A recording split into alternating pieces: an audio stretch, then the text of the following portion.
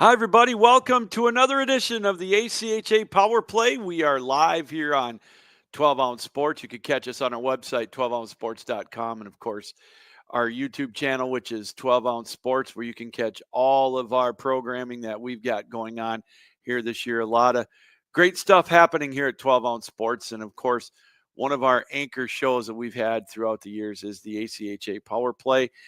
And we got a great show lined up for you tonight. Coming up here momentarily will be Cliff Cook. He is the assistant coach of Drury University out of Springfield, Missouri. They're ranked in the top 15 in the latest ACHA men's Division I poll. And then coming up a little bit later on in the show, we will have Jorden Cooper, the head coach of Northwood University, joining us as they make their rise from D3 all the way up to D1, skipped over D2 and jumped up to D1, and they're off to a great start as well. But right now, without any further ado, let's bring in our first guest tonight. He is the assistant coach at Drury University, and he is Cliff Cook. Cliff, thanks for taking time out tonight. I know things are a little dicey where you're at weather-wise, but nonetheless, thanks for taking time out to be with us tonight. Yeah, thank you. Thanks for having us. And it's looking out my window here. Weather's getting a little questionable at the moment.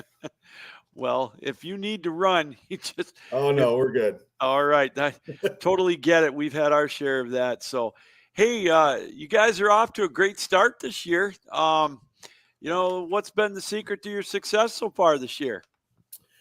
Well, Coach Law in particular, but the two of us together had a good summer of recruiting, good spring and summer of recruiting. Got a lot of the guys that were targets of ours heading into this first year as a Division I program. And so it just things are coming together. We got a long way to go still. Like most teams, we're really far away from playing our best hockey, but the results have been there, which is a good sign. So you guys are you're an independent, right? You're not Correct. affiliated with a conference. Correct. Is that a challenge for you guys trying to pick opponents, or is it how does that work, trying to get a full slate of games throughout the year? Yeah, it was a bit of a debate. In the first year, we didn't really have a good option of a conference. Obviously, as you probably know, Jeremy in particular, spent a lot of time at Missouri State University before moving to Drury. So obviously very familiar with the WCHL. That wasn't necessarily an option for us for a lot of reasons.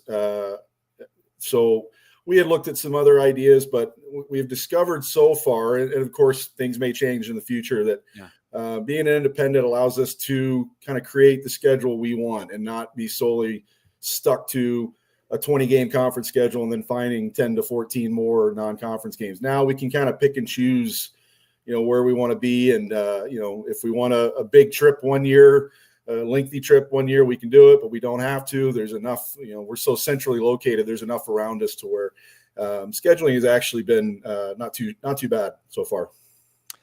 So obviously I'm going to ask you, I know coaches will tell me on this show that they don't pay a whole lot of attention to it, but you guys had a good jump in the rankings up to number 12, I believe, this week. And, this is the first, what they call the real rankings with the computer rankings.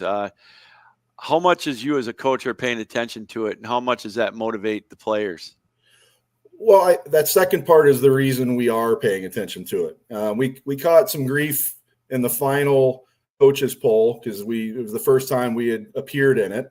And, we made a big deal about it on social media, and some friends of ours gave us a hard time. We said, look, it gets our guys excited. Yeah. We know, like those of us that have been around a long time, we know, especially the coaches poll at the end of the day means absolutely nothing. Mm-hmm. But if we can get our guys excited, say, hey, people are recognizing what you're doing, then of course we're going to make a big deal about it. Yeah. Computer rankings the same way. The first one doesn't mean a ton, but at the end of the day, when you're number 11 in the first computer poll of your entire program's existence, it's something to get excited about. Again, we know there's a lot of fluctuation about to happen over the next few weeks till things kind of settle in. But to be number 11 right off the bat, it made us feel good. Like we're kind of moving in the right direction, even though we know there's a long way to go. See, you've already got me paying more attention to it. I don't know why I put number 12 on there, but we'll go with number 11. I like that. That's You know what that also does, in my opinion, is it makes other programs take notice, and it'll, if nothing else, it'll help you with scheduling later on down the road. For sure. And we had that conversation last week with the guys. We said, look, there was part of us that Jeremy and myself said, we don't mind flying under the radar first year at this level. Well, there's no under the radar at this point. Like, we're out there. People know. I mean, the record's out there when you right off the bat are a top, almost the top 10 team in the country, just under that.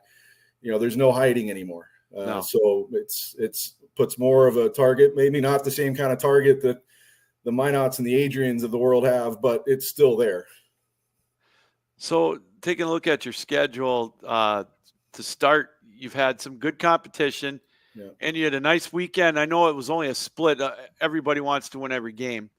But you played Central Oklahoma, and we all know the history that they have. They're a powerhouse in Division I. And tell us a little bit about that. Were you happy with that? Are you, as far as that weekend series went?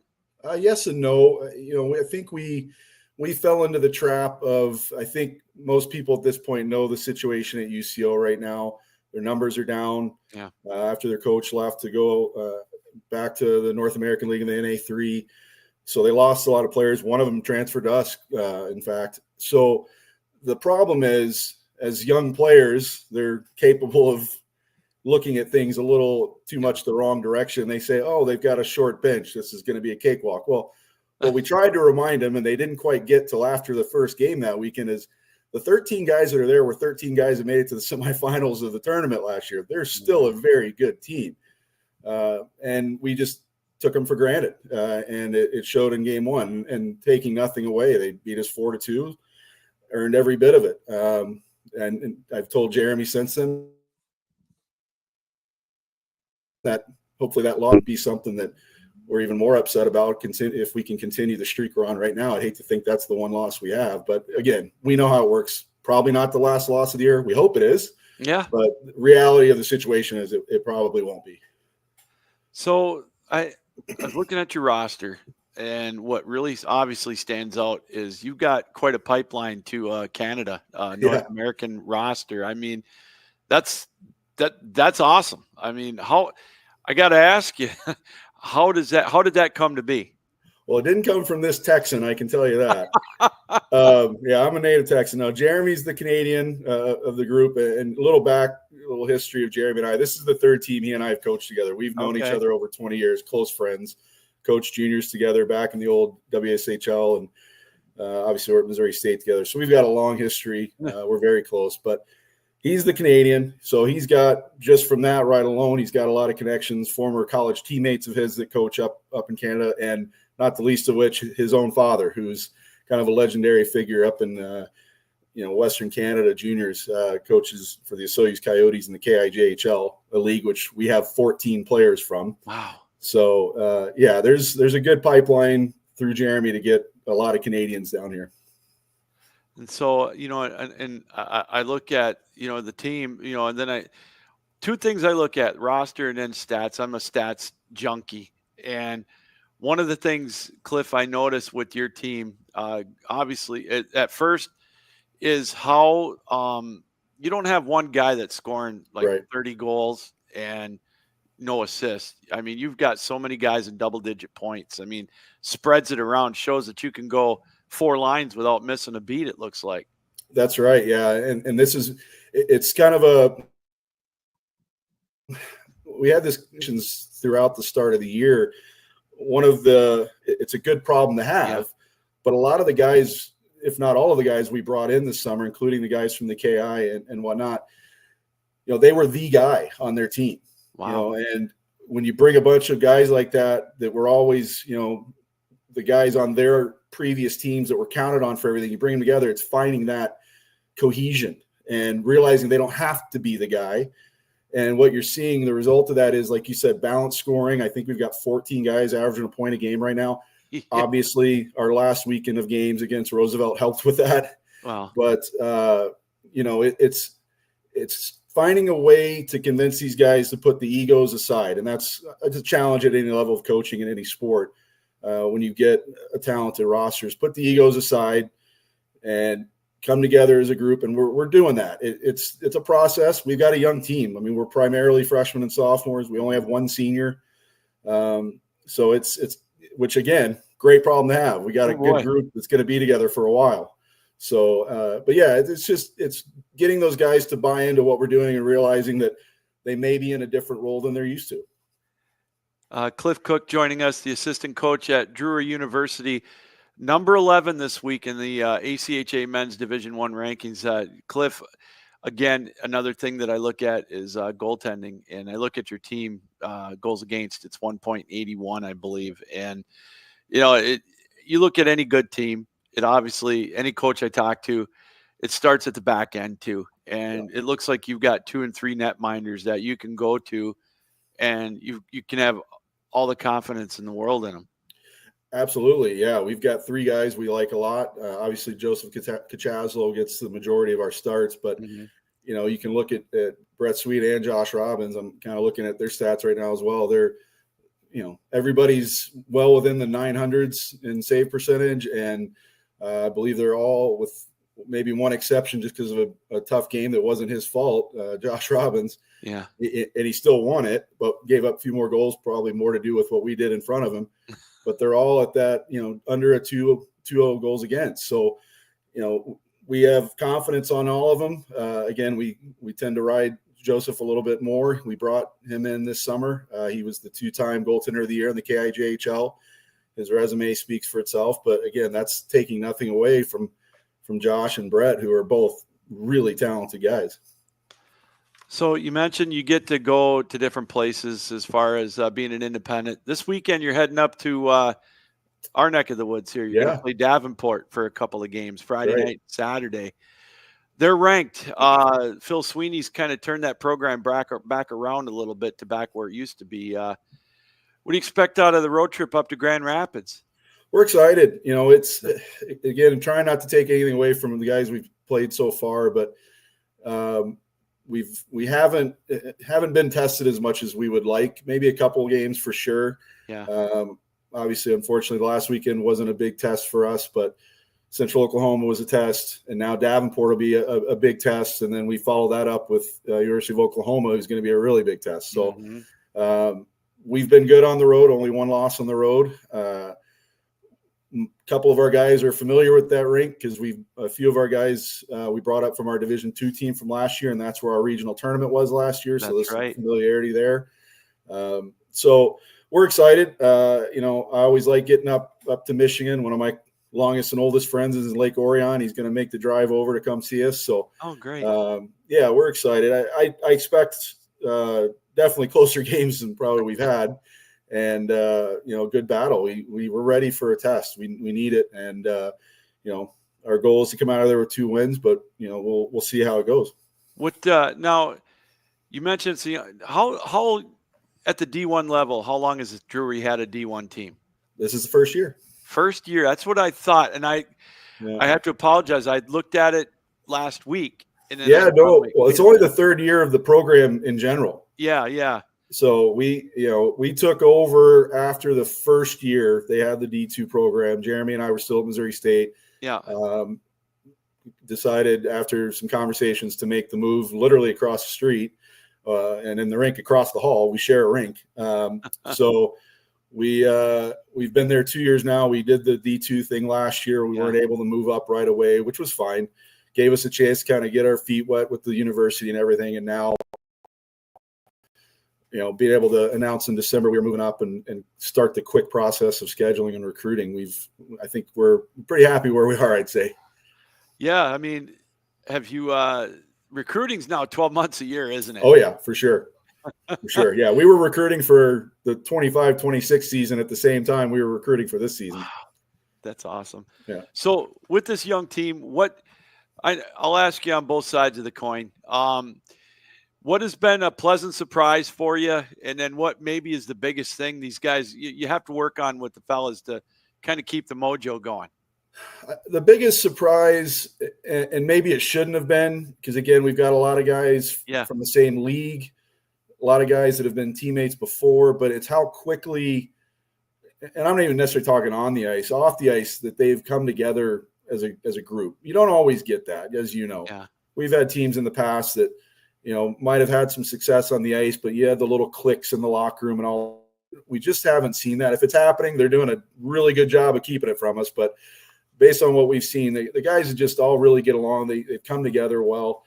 And another great surprise, and again, maybe it shouldn't be because of the talent level we have. You mentioned stats earlier. One of the things that I get most excited about as a coach is in 10 games, we've only given up 1 goal on the penalty kill. Wow. And we've scored 3 shorthanded goals.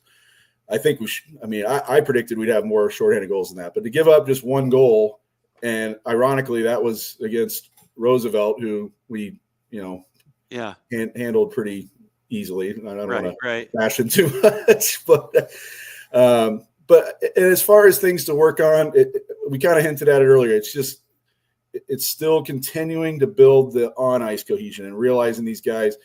I mean, probably 95% of our guys in every team they were on before was a power play guy and an important guy. And there's just not enough room for everybody to do that. So finding a different role than they're used to and buying into that. And it's coming along. Again, it's going to take a little longer, even with the success we've had, but we're optimistic, and it's easy to be optimistic when you're 9-1, but we're optimistic about the path of this group.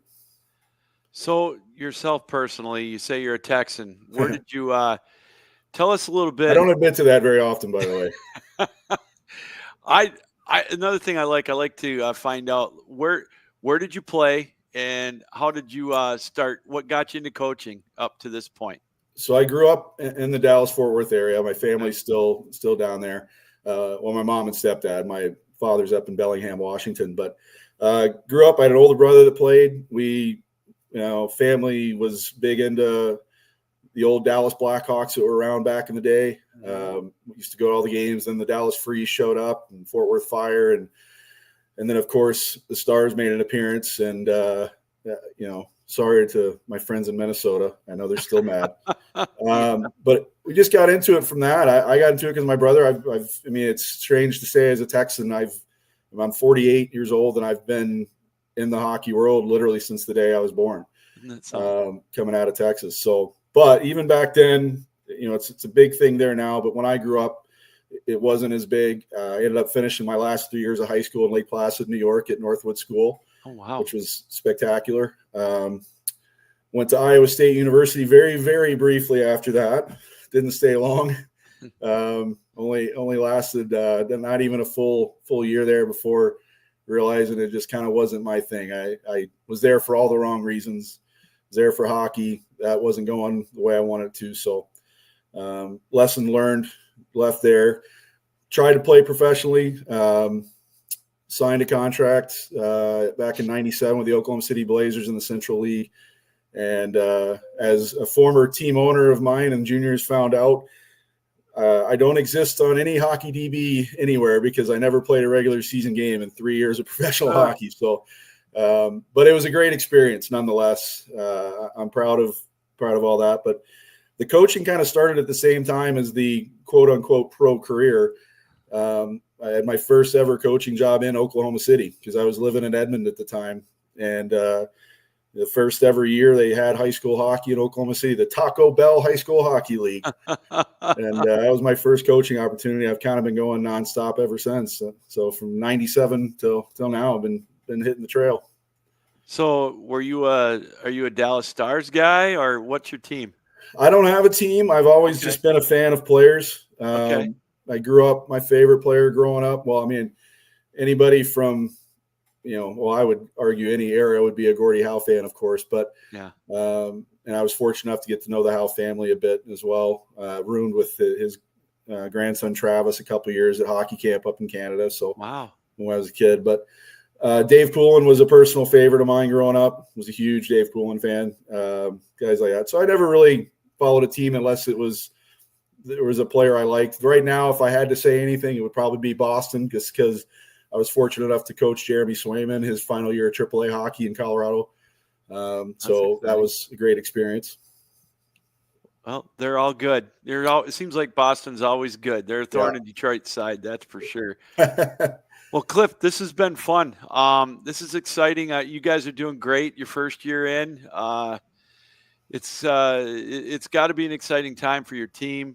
Good luck this weekend up here in the Grand Rapids area, and Thank for you. the rest of the season. We'd love to have you back on. Maybe what I call the sprint part of the season. Yeah.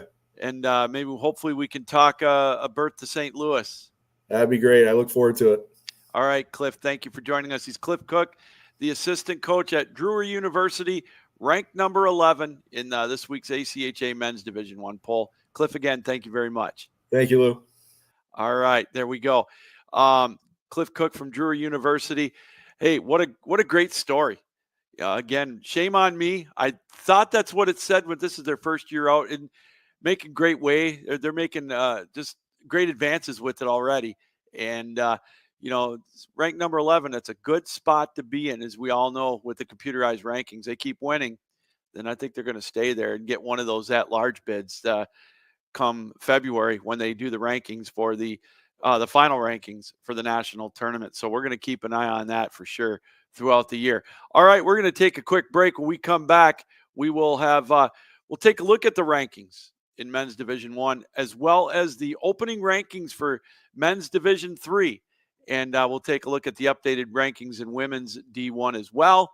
And we got a whole lot more. We're going to have Jorden Cooper from Northwood University coming up here at about 30 minutes past. So don't go anywhere. You're watching the ACHA Power Play. It's right here on 12 Ounce Sports, on 12ouncesports.com, and our YouTube channel, 12 Ounce Sports.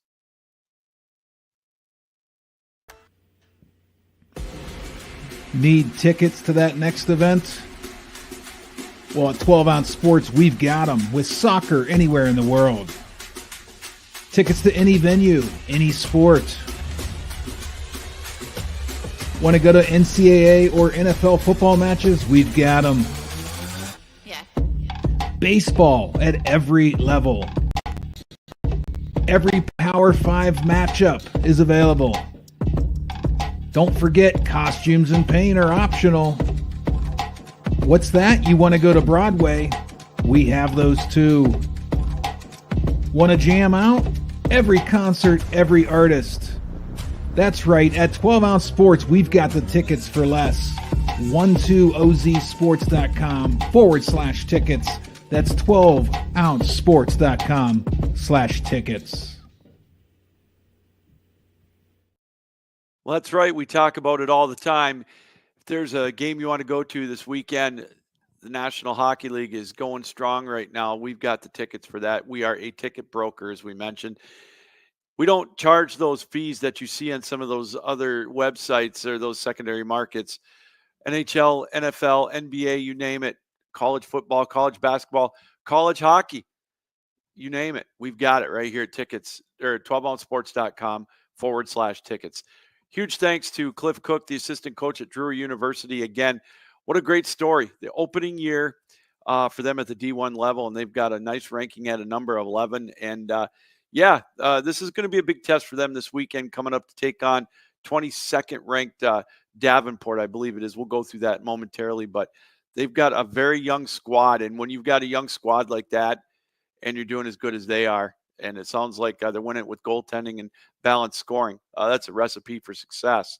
So we're going to keep an eye on that throughout the year. It's an exciting story as they are ranked at number 11. All right, while we're at it, let's take a look at those men's Division I rankings for this is the opening computerized rankings. Coaches polls are great, but as Coach Cook mentioned, they don't mean anything. It's fun for fodder for guys like me who can talk about it here on our ACHA Power Play. But this is where it counts, if you will. Now we got 8 automatic berths, which means there's going to be 16 wild card spots open coming up when the final rankings are announced the end of February, right around there with March. In March of 25, that's when the national tournament is in St. Louis. So let's talk about the rankings. A lot of jumps, including number 1. That's Jamestown, undefeated going into this ranking. So they're at the lofty perch at number 1. Number 2 is Calvin. They bumped up 8 spots from number 10. They this past weekend got a weekend sweep against Illinois State. So they're keeping it going. Number 3, Minot State. Number 4, Ohio. They're always up there. near the top. It's just, they're one of the mainstays. Nevada, Las Vegas, they're at number 5. Liberty is at number 6 this week. They stayed right where they're at. Utah comes in at number 7. They jumped up from number 14, so they're a nice lofty perch for them. Oklahoma, they're checking in at number 8. Coach Cook talked about that. They've got a big matchup with them right after they play Davenport. So a couple of big weekends for them to test that number 11 ranking. At number 9, Indiana Tech, they made a big jump as well. As talked to head coach DeCristofaro, he was pretty happy. He was happy about that ranking, obviously, and he's happy with what they're doing so far this year. Number 10 is Purdue Northwest, Coach Trozine's team. They split with Calvin previously to that. They had a tough weekend with Grand Valley, but they're right there in the top 10 at number 10. Drury's, as we mentioned, number 11. They jumped 12 spots from number 23 in the coaches ranking. At number 12, the defending national champion Adrian Bulldogs. They drop 11 spots. Niagara at number 13. They had a weekend matchup with number 6 Liberty, and they won in a shootout against Liberty. So that we'll see if that does anything to the rankings. Number 14, Grand Canyon University. Number 15, Maryville. Always, again, they're right there in the rankings, right there, a national tournament participant every year. Oswego State checking in at number 16 this week. Fun seeing them at the tournament last year. Arizona stayed the same at 17. University of Mary dropped from number 7 to number 18. Right, they're right there in the conversation. Still a lot of season left. Then we got some teams that weren't ranked that made it into the top 25. At 19, it's Midland University. Number 20, Arizona State. They're looking to, with that budding rivalry with Arizona. 21st, we talked about it, Davenport. 5 teams from the GL6 are ranked in the top 25. Number 22, Grand Valley. They've got a weekend set coming up this week with number 2, Calvin. So that's going to be one to keep an eye on. Number 23, Colorado for the first time this year. Colorado State at 24. And then Illinois checking in at number 25. So there's your top 25. There's some movement, as we mentioned. The first computerized ranking. So we'll keep an eye on that. And as I said, we got 8 automatic berths to the national tournament and then 16 at large teams. So it's going to be interesting to see which one of these conferences, how many automatic or how many teams will get in from each conference. And as we mentioned, the thing with this tournament at the D1 level at St. Louis is it's single elimination. The top 8 teams get a bye into the second round, but there is no pool play where you might be able to slip up for a period or something, end up maybe dropping a game and still get into the Final Four. This is one where you got to play smart 60 minutes. There's no recovery. If you take a couple of bad penalties, you're down 2-0 after a period or 3-0. We've seen it at this level where we get a couple of good teams and they just make a couple of lapses where they end up giving up 5 goals or something, and then they're done. So that's the finality of that national tournament. But it's an exciting time, and we get some really good hockey, as we saw last year with Adrian making it through all the way to get their 3rd national championship. So they're the ones everybody's gunning for at the D1 level. So we'll obviously keep you updated throughout the year, throughout every week here on the show as far as the rankings at the D1 level. All right, let's take a look at, while we're looking at rankings here, let's take a look at the men's Division III rankings. This is the first one, came out last week as well. Now, again, for those that have watched throughout the years who are familiar with the ACHA at the with the D3 level, up until a couple of years ago, it used to have to qualify for the national tournament through a regional tournament like they do at the D2 level. So now what they do is they just take the top 16, kind of like what the men's Division I level does with the top 24. But this is top 16. And so you've got to try to keep an eye on that. And it gets close. That's kind of, it's exciting for us when you get down towards February, when we're looking for the last few spots to see who's going to make it into that 6th, 15th, and 16th spot. So we'll obviously keep you up to date with this every time it comes out. The first rankings are out, and we get the usual suspects are near the top, and it starts right out with longtime power. Last year at the D3 level this year, Hope College checking in at number 1. They are number 1 ahead of Calvin University, who's at number 2. Calvin had a split last weekend, taking on Grand Valley, number 6 Grand Valley. They won at each other's home ice this past weekend. So that's we'll see what that does to the rankings. But Hope and Calvin, they're going to meet each other, by the way, in 3 weeks, 2.5 weeks. The weekend before Thanksgiving, a home and home. That's going to be dynamite. That's going to be standing room only for those 2 games. Can't wait to be a part of that. As number 1 will play number 2. Missouri State checks in at number 3. Oakland is back in the top of the rankings. For those of you that, again, if you remember back about 10 years, well, I guess 7 to 10 years ago when they're at the height of their success, 2015, 2016, 2017, 2018, making runs to the Final Four, getting to the national tournament every year. They're back near the top at number 4. The defending national champion, Lawrence Tech, they're at number 5 this week. Grand Valley at number 6, as we mentioned. Michigan at number 7. So again, the MCHC right there. And again, in its full glory, for lack of a better word, at number 7. They've got 5 of the top 7 teams right now. Air Force, they're always a national tournament participant. They're at number 8. Notre Dame at number 9. They had some heart-stopping games last year at the D3 level, looking to make that next step to get into the Final Four for the first time. Northern Arizona, they're in the top 10 at number 10. Then you've got UC Davis, California Davis checking in at 11. Dort at number 12. Dallas Baptist, they've been to the national tournament a couple of times. They're at 13. Cal State Long Beach at number 14. Nebraska, we've seen them play spoiler a few times in the national tournament. They check in at number 15. And the Badgers, they check in at number 16. So, yeah, they're right there at the top of the rankings in Division 3. So we'll take a look at the women's side in a little bit as well as we roll on here on the ACHA Power Play. I want to welcome everybody here. And what I'd also like to do right now is welcome in our next guest. He is the head coach of Northwood University here in Midland, Michigan, off to a great start in their first year at D1. Let's bring in Jorden Cooper. Let's see what I got here. Why is my not getting up? I can see if he wants to turn on his microphone. Having a little bit of we'll try this again. All right. Jorden, I don't know if you've got your microphone on or not. On my end, it shows that it's not. I don't know if he froze up. Looks like he might have froze up. We'll try it again in a few minutes here.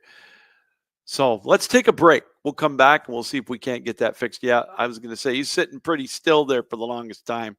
I don't think it's on my end. We'll try it one more time. We'll take a break. We'll be back. You're watching the ACHA Power Play. It's next right here or it's live right here on 12 Ounce Sports and our 12 Ounce Sports channel on YouTube. Need tickets to that next event? Well, at 12 Ounce Sports, we've got them with soccer anywhere in the world. Tickets to any venue, any sport. Want to go to NCAA or NFL football matches? We've got them. Yeah. Baseball at every level. Every Power 5 matchup is available. Don't forget, costumes and paint are optional. What's that? You want to go to Broadway? We have those too. Want to jam out? Every concert, every artist. That's right. At 12 Ounce Sports, we've got the tickets for less. 12ozsports.com/tickets. That's 12ouncesports.com/tickets. Welcome back, everybody, to the ACHA Power Play. And again, we want to mention we are your ticket broker, the official sponsor here of 12 Ounce Sports and the ACHA Power Play. 12ouncesports.com/tickets. We are your source for all of your tickets. this weekend, the big NFL games, college football. You want to travel down to Indiana to watch them put a beat down on our Michigan Wolverines. Get your tickets at 12ouncesports.com/tickets. All right, let's see if we can get Jorden back on. There he is. Jorden, how are you doing? The head coach of Northwood University in Midland, Michigan, just outside our official spacious studios here in Grand Ledge. How are you, Jorden? Great, Lou. Thank you for having me on. It's great to do this. I wasn't totally familiar with your show until you reached out, and watching it back, I love what you do, talking about all the different divisions. It's awesome. I'm an ACHA nerd, so I love this. Oh, this is great. All right. Well, welcome to the show. You guys are off to a great start. 11-1, I believe. A nice weekend against Toledo. Looks like it's been going good for you so far this year. Yeah, it's been a blast. The jump up. It's I've been here for a year and 10 months, and it is unbelievable the wild ride it's been.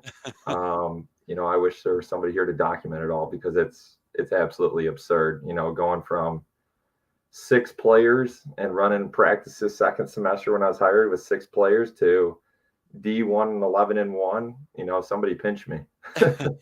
Well, we got to start with that timeline then, Jorden. I mean, we saw the initial news that you guys in Saginaw Valley were 2 of the teams that were going to be making that jump, just totally bypassing D2, going right to D1. Kind of wondering how it was going to go. But tell us about when you found out about it, and kind of the timeline of all that. Yeah. So, when I was hired, we had, like I said, we had 6 guys.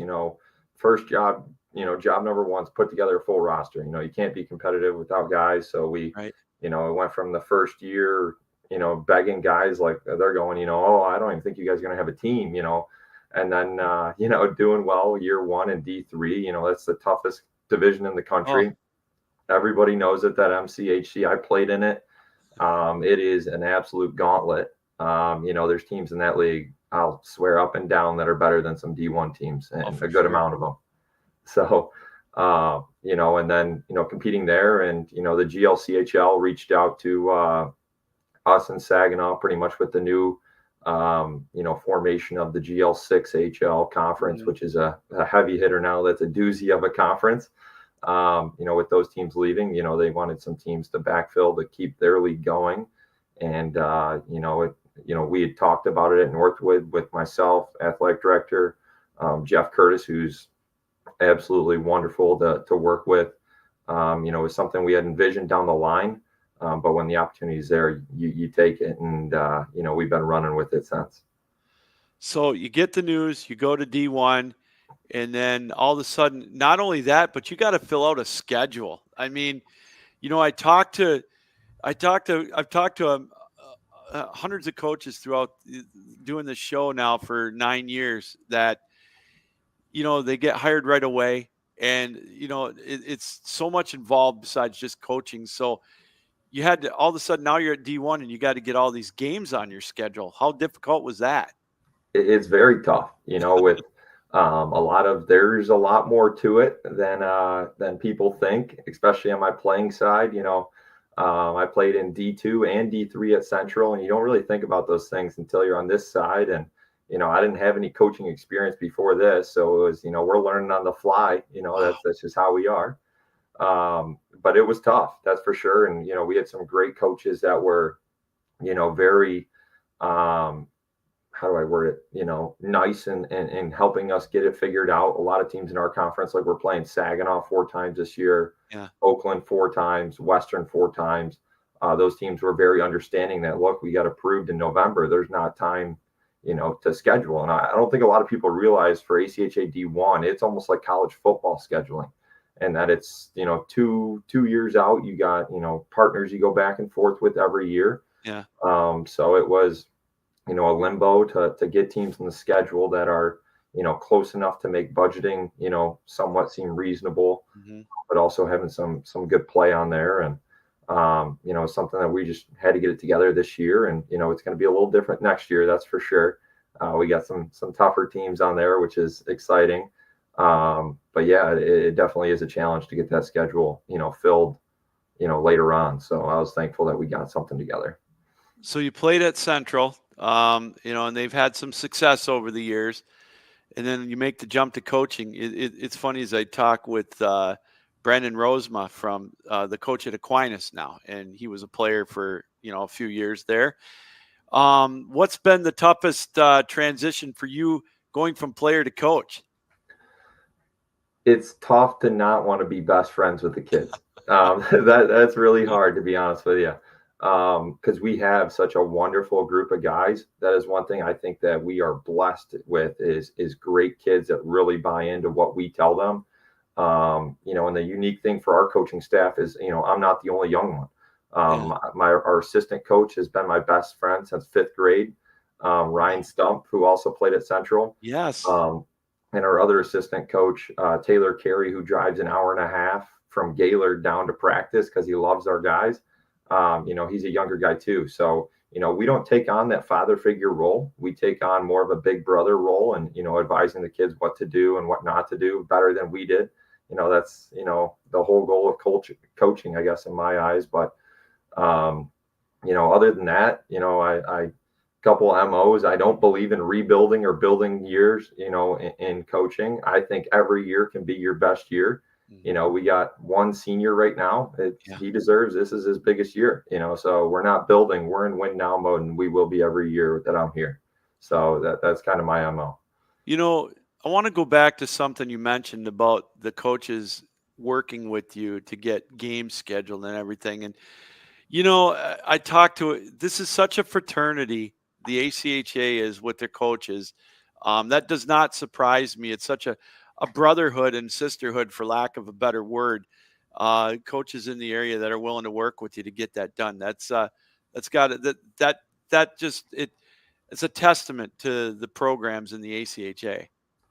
100%. You got guys like Mike Petrusma that you work with. Yeah. That's he's a mentor to me. I look up to him. He was up till 3 a.m. talking with me at the Naples, ACHA convention, giving me tips on the program and stuff like that. I know I don't know everything, and those guys may know a little bit more of it than me, as well as our former coach here, Mike Vesna. I'm the second head coach ever at Northwood, and they've been around since the 70s. What are we talking about? That's ridiculous. So, Northwood has a storied past in the ACHA that may go under the rug. They were a heavy hitter in 06, 07, back-to-back years. They're an ACHA D3 national championship. The next year, they're 3rd place. So it's a storied program that was around when the MCHC was around, before the ACHA was even a thing, that I'm learning about from Mike Vesna, who's still giving me, tips and helping behind the scenes. So it's a great fraternity. Another guy that's been really great to me is Matt Sakesian with Grand Valley. He's a great guy. I talked to them today about their big wins over Purdue Northwest, and he does all our equipment orders. So we kind of bonded over that and stuff. But he's a fantastic guy too. So it is a really great group of guys. And unfortunately, we a week and a half ago we lost a great member of that fraternity in Brandon North. That was a heavy loss for sure, and he was a fantastic guy, and I love talking to him. He was a treat. So that was some sad news, but it really is just a great group of guys, all over the country, and I'm excited to meet more along the way. Yeah, that indeed was sad. That losing Brendan, he was on the show a couple of times, and he would definitely reach out. Anybody ever had a question or needed a hand from him, he was there at a moment's notice. That was tough. Well, let's talk about your players. Now, you got a young team, as you mentioned. One of the things I noticed, I was talking with Cliff Cook in the first half hour of our show. Your team is right along the same lines as them. You got such balanced scoring, and you can roll out. It looks like you can roll out 3 to 4 lines and not miss a beat. Yeah, 100%. We have. So, a secret of our program, we play out of Midland Civic Arena, and it's an Olympic sheet of ice. So it's 15 feet wider. So we play to that for sure. We got a fast squad. Top to bottom, there is speed everywhere, and that's something that we really emphasize. It's, we have some size, but it's not my biggest thing. We really work on angling and a lot of conditioning, if you ask our boys. That's for sure. But yeah, some super talented forwards, Bryce Garber, Alex Bedenko, even Milos Todorovic, they've been lighting it up, moving the puck well. They're finally learning that not every goal has to be a Sports Center top 10 goal, but it can be a dirty, greasy goal. So it's exciting group, and we got fantastic defense, and I argue the best goalie in the country right now. That's for sure. Well, I was just going to bring that up. I looked at his numbers, and it's just, these are Mason Matthew, undefeated, 1.17 goals against, and a 953 save percentage, 4 shutouts. My goodness, those are Vezina Trophy type numbers, man. Yeah, we call him Moose because he's that big. He's 6'6". Oh my goodness. Yeah, and the last 2 years he's been out with Dakota College of Botanu, D2, and at the national tournament with them. So I actually, my last year playing at nationals, I think that was his first year at nationals. It's wild. So even a funny story is, I played against Bryce Garber. My last year was his freshman year at Trine D3. Yeah. So I always, give him some crap about that. But he's a stud in net, and we play a very good brand of hockey. Our 2 MOs are, no penalty minutes and no odd man rushes. And if those things aren't happening, all of a sudden it's really tough to score. So obviously the season started out 11-1. That's a pleasant surprise. But if there's anything that you guys have done that you didn't expect this year, what would that be? Our resiliency in terms of gameplay. So we had 2 games this year so far. Northern Illinois, where we could not get it going. Bad start at home. We're down 2-0 in the first, down 2-1 in the second. And then we come out in the third and tied up with about 10 minutes left. And then we scored 3 goals in the last 5 minutes. And it's like, holy cow. Okay. So we got something. And we ended up going to overtime. And was it that game? No, it was the second game. We went to overtime with them and got it done. It's just a tough weekend for us. So that was the first one. And then this past weekend at Toledo on Friday, it was, the message between the first and second was welcome to D1 hockey. This is a tougher opponent. Yeah. We got to get our feet moving, and down 3-1 going to the third. I've never been a part of a team that wouldn't have shut down there. Their resiliency, we got it back to 3-2. We were clawing back at them, and then they got a weak one, and it's 4-2. And then we ended up scoring 2 with 5 minutes left, 45 seconds apart, and 1 in overtime. So, the resiliency of this squad and just the brotherhood is something special. That's for sure. So on the other end of the coin, if there's something you think you guys may need to work on a little bit, it's hard to nitpick about a team that's off to a great start. But if there's something maybe that you guys could maybe look at a little bit, what would that be? Well, I'm a perfectionist. That's for sure. My grandpa was a boot sergeant in the Marines, and my dad followed, those kinds of traits. So I was trained, as a perfectionist, got to dust the top of fan blades, stuff like that. Backwards passes in the D zone, blind passes, puck watching, communicating on back checks. Our film sessions on Sunday night at 8 p.m. are thorough. And, there's always something, but, it's a work in progress, and just emphasizing them. We just got to continue to build each week because there's, that tougher team coming. We got that special week in a couple weeks against Calvin circled on our calendar for sure. So we've been working towards that. We got goals of our own too. So we're looking to, have a hefty hack at them.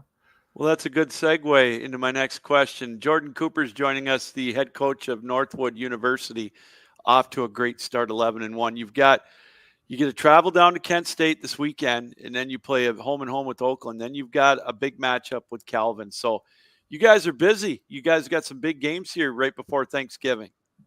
Yeah, 100%. It's all about the process. We're on the ice 6 days a week, and that 7th day we're doing film. And, it's, a very regimented program. We do our pre-scout and our film on Sunday nights, who we're playing going into the week and fixing what we did last week. And, Monday skills, Tuesday scrimmage for, spots on Saturday, Wednesday systems, Thursday's power play penalty kill. So it's all about the process. And, coming up, I like our matchup against Kent State. Road trips are always tough, right? Keeping the focus and finding the nutrition on the road. But I like our odds with where we're at scoring. I mean, coming off last game, scoring 10 goals, 3 in the first 3 shifts. I mean, we're in a good spot right now. We're humming and we're healthy. If you look at our penalty minutes, we don't get into the crap. They skate for penalty minutes. They skate for missed classes. We skate for a lot of things. So we got them pretty disciplined. So it's we're in a good position. And I like where we're at right now. And we got a great group of guys. So I like our chances against anybody. Bring them on. I'm excited to watch you guys when you come to Calvin in 3 weeks. Or 2 weeks. That's going to be fun. So you obviously you said you played at Central. I thought your name sounded familiar. Where did you play before that, before you became a Chippewa? So what's wild is I played high school hockey. Growing up, I played for CompuWare, Honeybake, Little Caesars, the works in Metro Detroit. Mm-hmm. Played high school hockey as late bloomer, grew a foot my sophomore, junior year in high school. Then in my senior year, I played juniors out in the USPHL Elite when there was only Premier and Elite. There was no NCDC. So Elite, I guess, would be considered Premier today out in Rochester, New York. Okay. Hated the experience, hated junior hockey, to be honest with you. Really? Yeah. It just wasn't for me. I had other stuff going on in life. I was distracted, came back home and, ended up at Oakland Community College, went there for 2 years, went to Eastern for a year, didn't even know what the ACHA was. I mean, it's wild. And then my buddy, my best friend, Ryan Stump, who's my assistant coach now, said, "Hey, come up to Central and play hockey." I'm like, what do you mean play hockey? And he's like, "Oh, the ACHA, this is how it works and stuff." So I went up there and, I've been, drugged since. I mean, it is awesome. It is an addiction. The grind, the weekly rankings, there is nothing better than the ACHA. It's in my blood for sure. And it's a beautiful, beautiful league with the balance of small schools with funding, big schools with enrollment. It is an awesome, awesome league. And, I took a 3-year hiatus and then got into it. And I was like, wow, I wish I got into it sooner. That's for sure. So who was your favorite player? Tell me it was a Red Wing growing up. No? It had to be Nick Lidstrom. I mean, okay. It was drilled into me, the first breakout pass as a defenseman, a stay-at-home defenseman. It's hard not to love him and just the simplicity of it. And then, I didn't realize how good he really was until now. I look back, 7 Norris trophies. I'm like, what the heck? That's wild. It's one of those things where, you don't appreciate how good that guy was until he retired. And I'm not taking anything away from what Detroit has now, but how good of teams they had and what he brought to the table is just mind-boggling how good he was, eh? Yeah. And playing for Little Caesars, the one year when we went to the brick tournament up in at the West Edmonton Mall, we went to that. And we were the Red Wings for that year. And, the Illich family came in and talked about what it meant to be a Red Wing. McCarty and Maltby came in and talked about it. It's funny. I see our jersey and it reminded me of that behind you, before we flew out and went out there. So Metro Detroit, the hockey capital of the world, whether people know it or not, I think we got the edge over those Minnesota boys. I do too. But, it's awesome, the Red Wings and having that influence growing up and, now seeing the correlation of when the Wings are good and what it does to the birth years of hockey and, when they weren't so good or the 2008 recession, how that affected hockey numbers. All those things are interesting to look at now. Well, Jorden, this has been fun. I really appreciate you taking time out to be with us tonight. Good luck this weekend at Kent State. And hey, I can't wait to meet you in person in a couple of weeks when you guys play the 2nd of 2 against Calvin. Keep it going. It'll be fun to keep an eye watching you guys throughout the year. Thanks again for coming on. Thank you, Lou, and best of luck, and I'm excited to see you soon. Thanks for having me on. You bet. He's Jorden Cooper, the head coach of Northwood University. This is great. We've had 2 coaches, 2 programs on tonight in their first year at D1, Drury and Northwood. So great, 2 great teams to follow their progress in not only this year, but in the years to come. And you've got a great young coach in Jorden Cooper. That's what it's all about. He's hungry, he's excited, and he's got the motivation. And they've got a young squad there too, and they've got an amazing goaltender. You heard his numbers. Mason Matthew, 8-0-0, 1.17 goals against, 953 save percentage, just absolutely lights out. So, again, thanks to Jorden Cooper for joining us. All right, we got a few minutes left here of the program. Let's, like we mentioned, take a quick look at the women's D3 rankings, the latest rankings, as they're in their numbers, their second ranking. And a newcomer this week because they finally started playing. I don't mean that in a derogatory way. Their season started a little bit later. They're Liberty. They're a powerhouse in women's D1. Well, they're a powerhouse in every division right now. Lately, they check in at number 3 this week. Maryville, again, they're ranked number 1 in the country this week. McKendree checking in at number 2, right where they were last time. Liberty at number 3. Adrian drops 1 to number 4. Midland drops 1 to number 5. Then you've got Michigan at number 6. Indiana Tech at number 7. Then at number 8, you've got Miami. And then at number 9, it's Minot State. And then rounding out the top 10 is Michigan Dearborn. After that, it's Michigan State at 11, Lindenwood at 12, Niagara at 13, Jamestown at 14, and then Lake Superior State rounding out the top 15. Now, again, how it works with the women's side is at the D1 level, the top 10 make it. The top 2 teams get the buys right to the quarterfinals. Then after that, it is 3 versus 10, playing a double elimination style format where if you lose, you can still get another chance in the opening round to get back in. And man, I'll tell you what, it has made for some unbelievable games in the national tournament. Who could forget last year when Minot played Michigan and scored with 1/10 of a second left to advance? So yeah, that's such a great atmosphere. And again, the road to St. Louis is in November. This is the marathon portion of it, as we say. But wait till after Christmas and after New Year's. Then that's when the sprint happens, because we get to about 6 weeks to go before regionals and conference tournaments, and then the final rankings, and then the bids go out, and then the getting ready for everybody to convene in St. Louis for the national tournament, which again is this year, or this coming March of 2025. All right. Hey, that's going to do it. What a great show here tonight. Want to thank Cliff Cook, the assistant coach at Drury University. They check in at number 11 this week in the poll, off to a fantastic start. And Jorden Cooper, the head coach at Northwood University, another team off to an amazing start at 11-1. Both those teams in their first year of existence at the D1 level.